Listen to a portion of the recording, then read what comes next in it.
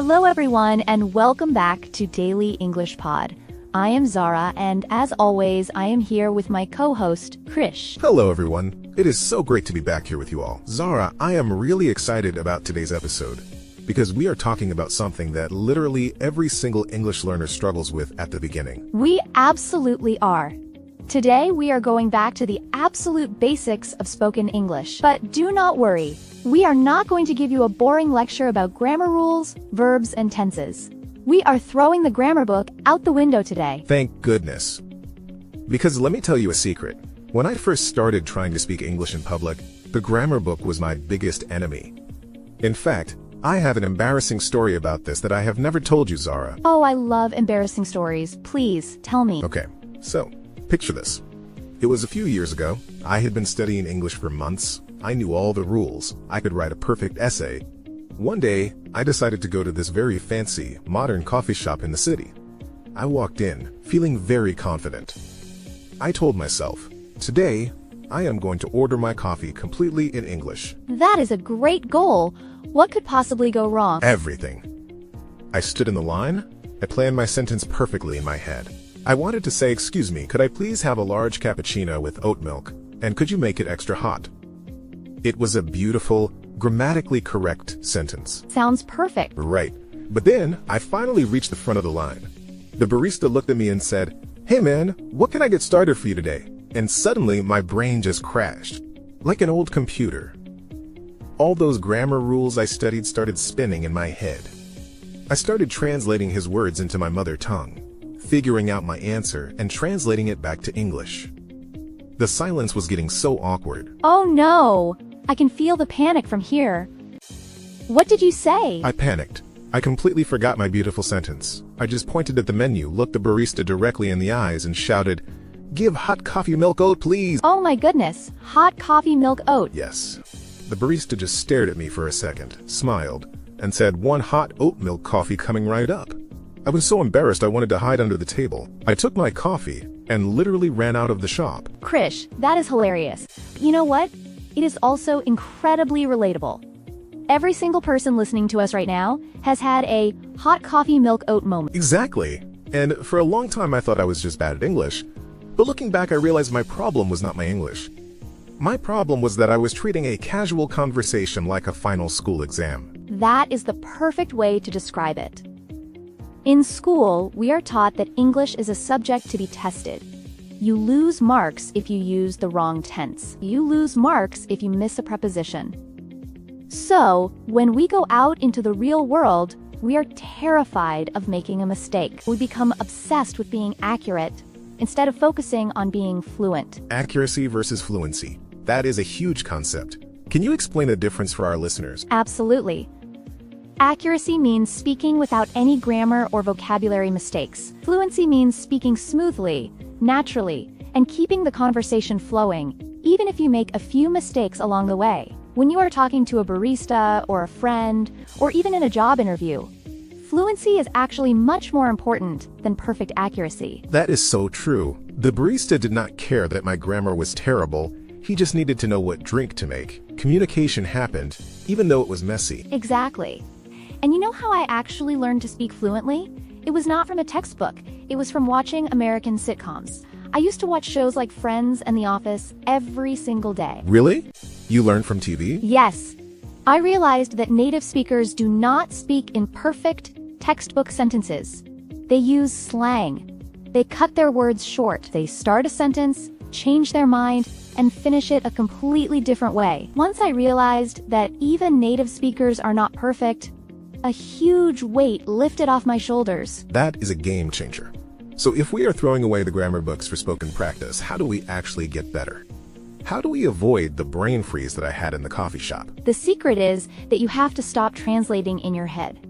When you translate, you are doing double the work. You hear English, translate it to your mother tongue, create your reply in your mother tongue, and translate it back to English. It takes way too much time. And that is why you freeze. But Zara, stopping that translation process is so hard, it happens automatically. How do you actually train your brain to think directly in English? You have to start small.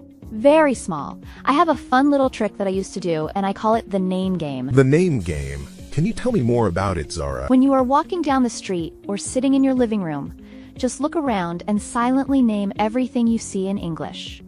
Window, chair, dog, blue car, happy woman, just single words or short phrases. Do not make full sentences yet. Just get your brain used to looking at the real world and instantly pulling up the English word for it, without passing through your mother tongue first. I love that. It is like you are building a direct bridge between your eyes and your English vocabulary. No translation required. Exactly. And once you are comfortable with words, you move up to simple thoughts. Instead of thinking, I am hungry, in your native language, actively force your inner voice to say, I am hungry, in English. That actually reminds me of a trick I used to overcome my fear of speaking out loud. After the coffee shop disaster, I realized I needed a safe space to practice making mistakes where nobody could hear me. Oh, let me guess. Singing in the shower? Closer, but not exactly. Actually, I became a professional talk show guest in my own bedroom. Wait, what? A talk show guest? Yes. I would stand in front of my mirror, hold a hairbrush like a microphone, and pretend I was being interviewed on a famous late-night television show. I would imagine the host asking me questions about my life, my job, or my favorite movies. And I would just answer them, out loud, in English. That is absolutely brilliant, Krish. It sounds silly, but it worked magic. Because I was alone, I had no fear of judgment. If I said something wrong, I just laughed at myself and kept talking. I trained my mouth muscles to form English sounds quickly, and I got comfortable hearing my own voice speaking English.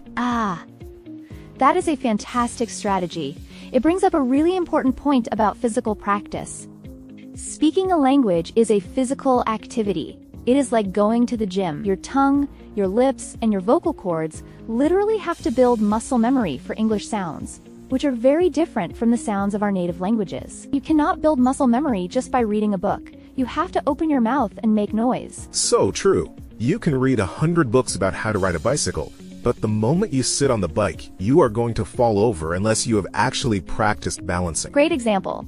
So we have the name game for thinking in English, and the talk show interview for practicing out loud. What is one more basic rule our listeners can use to sound more natural?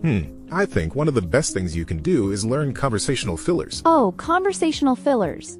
Like saying and ah? Well, yes, but the English versions. When we need a second to think, we often use the filler sounds from our native language, which instantly breaks the English flow. Instead, learn how native English speakers pause. Learn phrases like, well, you know, actually, to be honest, or let me think about that. I use those all the time. If someone asks me a hard question, instead of freezing in silence, I just say, that is a really good question, let me think about it for a second. It gives my brain 3 extra seconds to find the right words. But to the listener, I sound completely fluent and natural. Exactly. It is like a magic trick. You are hiding your thinking time behind natural English phrases. It completely removes the awkward silence. Let's put all of this into perspective. Spoken English is not about passing a test. It is about connecting with people. It is about sharing your thoughts, making friends, and telling stories. The person listening to you wants to hear your story. They do not care if you use the simple past tense instead of the present perfect continuous tense. They really do not.